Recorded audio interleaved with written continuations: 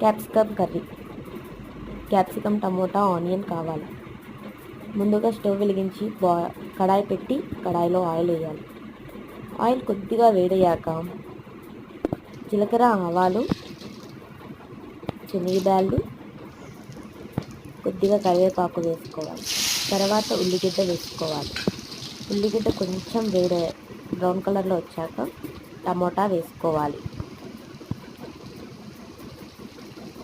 కొంచెం ఫ్రై అవ్వాలి టమోటాను, ఆనియన్. తర్వాత క్యాప్సికమ్ ముక్కలు వేసుకోవాలి.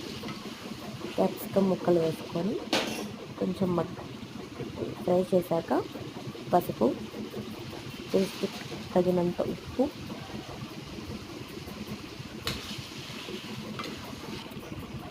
కారం వేసుకొని కాసేపు తర్వాత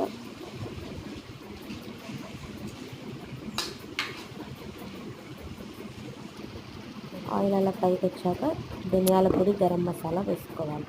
వేసుకొని కొద్దిగా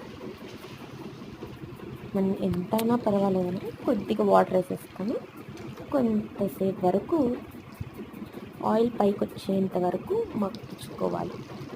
ఇంతే అండి, వేడి వేడి క్యాప్సికమ్ కర్రీ రెడీ. చపాతీలోకైనా అన్నంలోకైనా చాలా బాగుంటుంది.